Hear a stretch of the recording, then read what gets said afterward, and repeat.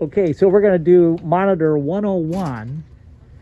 And our team here, introduce yourselves. My name's Morgan. I'm one of the ER nurses. My name's Maggie, nurse practitioner. Main screen turns your monitor on. Okay. This is your cardiac monitor. You have 3 leads. Don't ask me what they go to. Most of them have pictures. You also can learn a fun little rhyme Okay, let's hear the rhyme. of white on the right White on the right. and smoke over fire. Some people do something about ketchup. It's not, I don't know that one.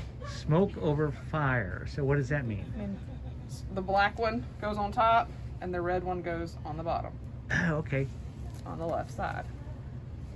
Provide for privacy. And then you'll see your, oh Lord, Maggie. So white on right. Move it up. Yeah, white on the right and smoke over fire. There we go. And then your sat monitor. It's gonna go on your finger. So, Wrap around, not too tight. okay.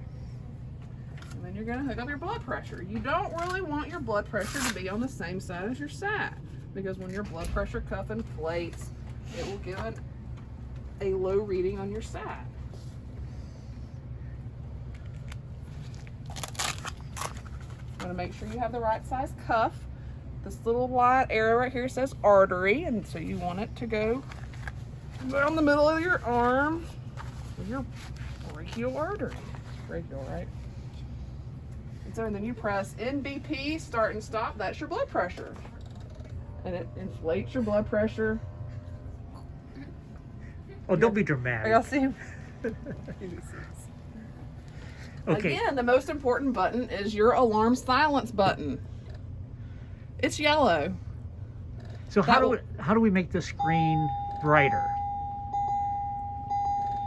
So menu, monitor setup, display options, and then we're going to go to Monitor brightness. brightness, and then spin that thing, and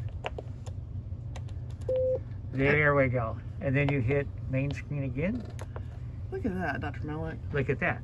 Okay. So you can see that this is set on pediatric. I don't really want it on pediatric. So I'm gonna, because Maggie is an adult. She doesn't We're gonna always, go to she doesn't patient always act setup. like one, but Patient category. Adult. okay. Adult. And then Main sets screen. the alarm, the That'll change your, and that'll change your limits too. limits. Yeah, your alarm settings. Okay. And our blood Does pressure. she have too. ST segment elevation up there? Just kidding. And then pulse oximetry. So the glowing light actually goes over the finger pad. Yes. Okay. All right. And you don't want that too tight. Okay. All right. Good. What else? So this alarm silence will buy you a 1 minute. Is that a PVC? Yeah. And then so alarms off will buy you 3 minutes or 2 minutes. You'll see all alarms paused for 2 minutes. Oh, okay. That's an important button if you're doing a code. Yeah. Do you see a cardiologist? You do? Yeah. Okay, good. Okay. If you want your blood pressure, so your default section is going, or your default time is going to be 120 minutes for your blood pressure. If you want to change that, you'll go to interval time, and you can do it every 1, 2, 2.5, 3, 5, 10, 15, 20, 30, all the way up to 240 minutes. Okay. For So if you're cycling doing the like a blood pressure. sedation or something like that, then you do it every 5 minutes. So go back, start that one more time. So how are you going to do that now? So go scroll down using that. You see the blue box. Yeah. Hit that. Go to interval time, and go and change it that way. Okay. Good. And then Excellent. to turn the monitor off, hit discharge, and that's going to turn the monitor off.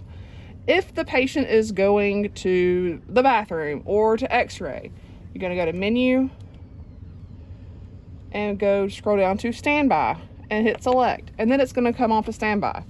But then when the patient's back on the monitor, you just hit main screen, and everything, all of your settings are still right there. Once you discharge a monitor, you lose all the information on it. So please don't discharge a patient off a monitor without checking with your nurse first to ensure that she has all of her recorded vital signs. All right. Anything else?